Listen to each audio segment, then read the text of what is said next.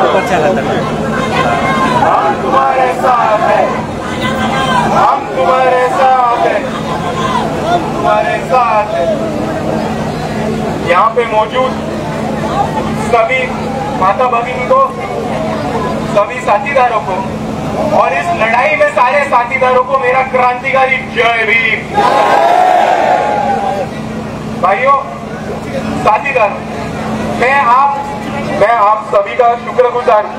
मैं चाहता हूँ कि आप ऐसे ऐतिहासिक मोर्चे में शामिल हुए कि भारत के इतिहास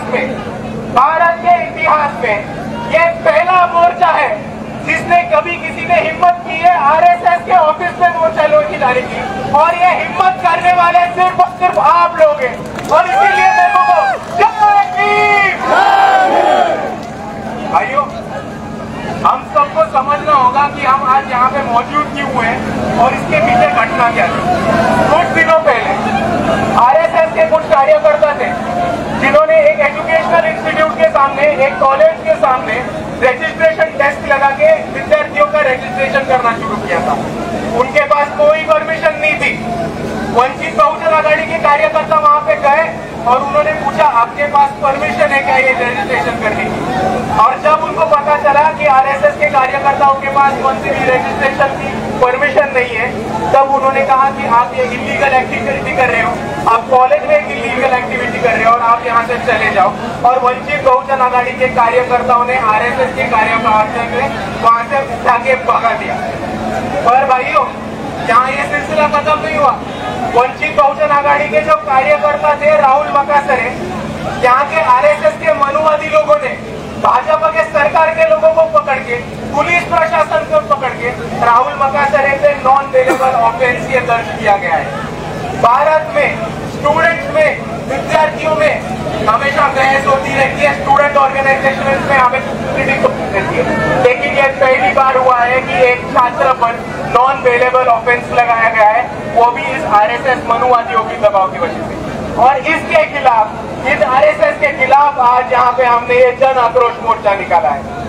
पर भाइयों, इसमें मजे की बात आप सबको ये समझनी होगी कि आरएसएस वहां पे रजिस्ट्रेशन कर रहा है। आरएसएस ने एक रजिस्ट्रेशन का डेस्क लगाया था। जिस ऑर्गेनाइजेशन का खुद का रजिस्ट्रेशन का पता नहीं है, वो किस मुंह से रजिस्ट्रेशन मांग रहा है, यही मेरे को समझ में नहीं आया सबसे पहले। और दूसरी तरफ आरएसएस से जान मांगे हैं। आरएसएस से हमारे कुछ अहम सवाल है कि अगर आप छात्रों का रजिस्ट्रेशन ले रहे हो, अगर आप का रजिस्ट्रेशन ले रहे हो, तो हम ये डिमांड करते हैं, हम ये मांग करते हैं कि आप इस देश में भारत सरकार से रजिस्टर्ड हो या नहीं, ये हम सबको खुलेआम बता दो।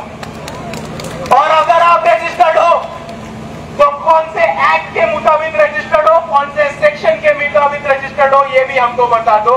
और अगर आप रजिस्टर्ड हो तो उसका डॉक्यूमेंटेशन या सर्टिफिकेट की हमको दिखा दो कि आप भारत देश के संविधान के हिसाब से भारत देश में रजिस्टर्ड है। हमारा दूसरा अहम सवाल है कि आरएसएस की दशहरा पूजा में जो हथियार पाए जाते हैं, जो ऑटोमेटिक वेपन्स पाए जाते हैं, तो सिर्फ भारत के आर्मी और मिलिट्री के पास होते हैं।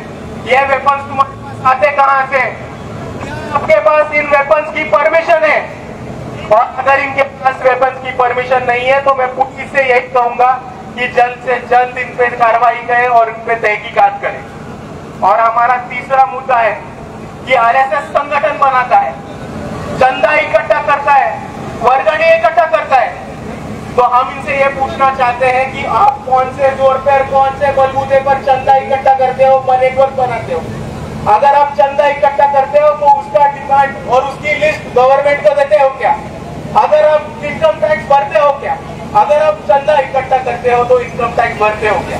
और यही हमारी 4 डिमांड है, और यही 4 डिमांड से हम ये कहना चाहते हैं कि आरएसएस से खुद को संविधान के सामने सरेंडर कर दे और ऑर्गेनाइजेशन है के संविधान से चलाए। भाइयों, आपको मुद्दा समझना होगा।